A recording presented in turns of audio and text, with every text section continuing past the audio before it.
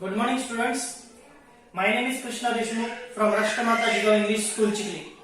Today we are discussing about class 9th and chapter number 1, Science 1. Chapter number 1 is laws of motion. In the previous videos, we are talking about the different chapters of the science. In this video, we are talking about the chapter of laws of motion related to Science 1. And this chapter is also related to physics. Physics is the most important branch of the science. So it is very important branch. So it is a basic law we are generally studying in this chapter called as laws of motion. We know that the laws of motion is generally originated by the Newton. Isaac Newton made many different laws related to the motion. In this chapter, we are generally talking on the three basic laws of motion. But before this, we are just talking about what is motion. What is motion? Motion means if the position of an object is changing with respect to its surrounding, it's called as motion. So basically, we all knows about the motion. So motion means everything which it changes its state, everything which it changes its surrounding, everything which is changing with respect to the surrounding. A position which is changing with respect to the surrounding is called as motion. Means I am going here and there, so it is also called as motion. I am just generally walking from here to there, so it is in a motion. So I am generally walking on the one place to another place. It's a change of surrounding. So if the change of surrounding is happen, then it is called as motion. अगर कोई भी object उसकी जगह बदलता है, surrounding बदलता है, जगह बदलता है, तो उसे हम मोशन कहते हैं. मोशन यानी कि कोई भी ऑब्जेक्ट अगर उसकी जगह बदल दे तो उसे मोशन कहा जाएगा. वेरी सिंपल कंसेप्ट है. मोशन मीन्स अगर किसी भी ऑब्जेक्ट ने अपनी जगह बदल दी, यानी उसकी सराउंडिंग चेंज हो गई. Changing with respect to its surrounding. Surrounding change होना बहुत जरूरी है. अगर मैं यहां से यहां तक गया, वापस यहां से यहां तक आ गया, सराउंडिंग चेंज नहीं हुई, सराउंडिंग यही है, इसे मोशन नहीं कहा जा सकता. यह हम अलग अलग लॉज में सीखेंगे. लेकिन प्राइमरी स्टेज के ऊपर motion means if the position of an object changing with respect to its surrounding is called motion. अगर कोई भी ऑब्जेक्ट सराउंडिंग चेंज करता है, कोई भी ऑब्जेक्ट अपनी पोजीशन चेंज करता है, तो उसे हम मोशन कहते हैं. And it is continuous happen. ये कंटिन्यूअसली होनी चाहिए. यानी कि फैन घूमता है, ये मोशन में है. So we know that it is circular motion. अगर कोई भी फैन घूमता है तो उसे सर्कुलर मोशन कहते हैं, क्योंकि वो एक सर्कल में घूमता रहता है. So it is also motion because it is changing with respect to its surrounding. Change होता है, सराउंडिंग में भी चेंज होता है, इसे हम मोशन कहते हैं. सो motion means if the position of an object is changing with respect to its surrounding, it's called as motion. Very simple definition. You should memorize it. Very simple concept. Motion means कोई भी object अगर अपनी position बदल दे, surrounding में change हो जाए, तो उसे हम मोशन कहेंगे. कोई भी ऑब्जेक्ट ने अगर अपनी पोजीशन बदल दी, सराउंडिंग चेंज हो गया, तो वो मोशन में है, अदरवाइज नहीं है. So in this chapter we are also talking on the basic concept of distance and displacement. Distance and displacement. अगर हम प्रैक्टिकल नॉलेज में देखें तो डिस्टेंस और डिस्प्लेसमेंट में ज्यादा फर्क नजर नहीं आता. लेकिन in the physics distance and displacement are two different concepts and it is very important concepts too. बहुत इंपॉर्टेंट कंसेप्ट है. बहुत ही आसान शब्दों में इसे एक्सप्लेन करने की कोशिश करता हूं. What is distance? डिस्टेंस यानी क्या? The length of the actual path travelled by an object in motion while going from one point two another. The length of the actual path traveled by an object. किसी भी object ने जितना actual distance travel किया है, कितना actual वो इस जगह से वहां तक गया है, उसे हम डिस्टेंस कहते हैं। एक जगह से दूसरी जगह तक जाने के लिए उसे एक्चुअल कितना पाथ ट्रेवल करना पड़ा, इसे हम डिस्टेंस कहेंगे। यानी अगर मुझे पुणे से मुंबई जाना होगा तो पुणे से मुंबई जाने के लिए लगभग उसका 100 किलोमीटर आएगा, लगभग 100 किलोमीटर। पुणे से मुंबई 100 किलोमीटर का रास्ता मैंने ट्रेवल किया, सो इसे हम कहेंगे distance. Pune to Mumbai, a distance between Pune to Mumbai is 100 kilometer. So it is explained as in distance. Means अगर कोई भी ऑब्जेक्ट एक जगह से दूसरी जगह जाने के लिए जितना पाथ ट्रेवल करता है, जितना रास्ता उसे ट्रेवल करना पड़ता है, उसे हम डिस्टेंस कहेंगे। Distance means the length of actual path travel by an object. किसी भी ऑब्जेक्ट ने जितना एक्चुअल पाथ ट्रेवल किया उसे हम कहेंगे distance. While going from one place to another place, एक जगह से दूसरी जगह तक जाने के लिए जितना एक्चुअल पाथ ट्रेवल किया जाए उसे हम कहेंगे डिस्टेंस।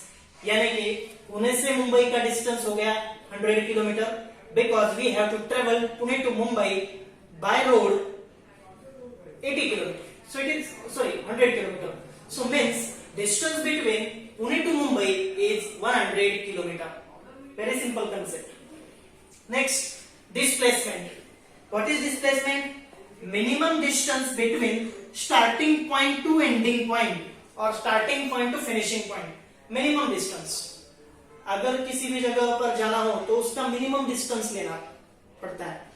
यानी कि अगर हमें पुणे टू मुंबई जाने के लिए दो रास्ते हैं, एक रास्ता जो है पुणे टू मुंबई जाने के लिए वो 100 किलोमीटर का है, जो बिल्कुल स्ट्रेट लाइन, जो बिल्कुल स्ट्रेट है, यानी कि आप पुणे टू मुंबई जाने के लिए 100 किलोमीटर का रास्ता ट्रेवल करोगे।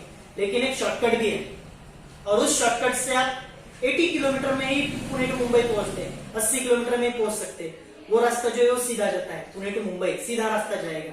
सो इस सीधे रास्ते को मिनिमम डिस्टेंस कहा जाएगा और this minimum distance is called as displacement.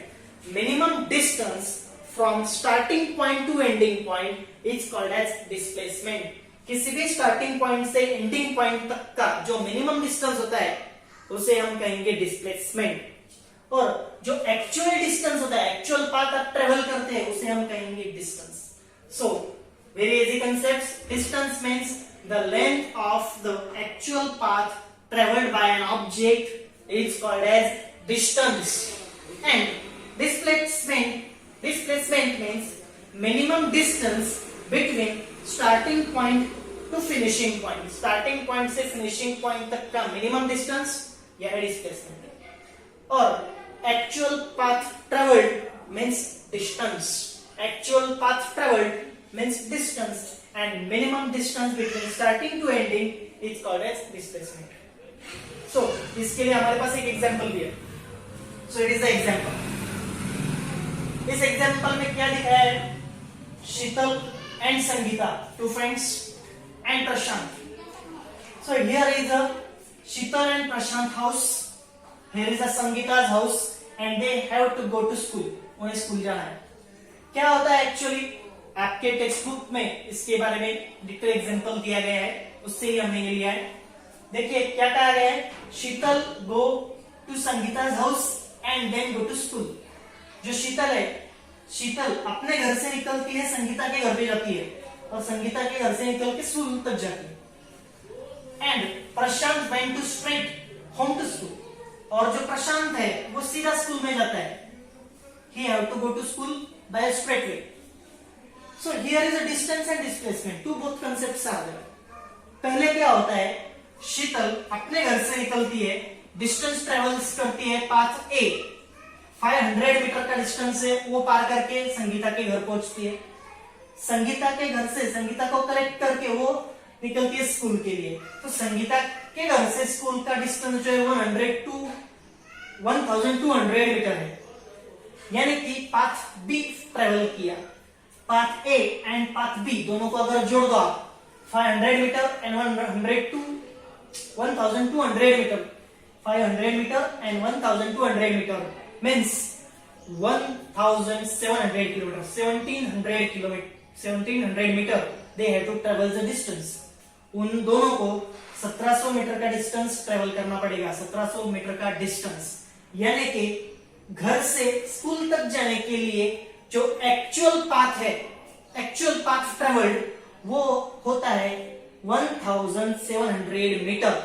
1700 metre they have to traverse the actual path from home to school. Who?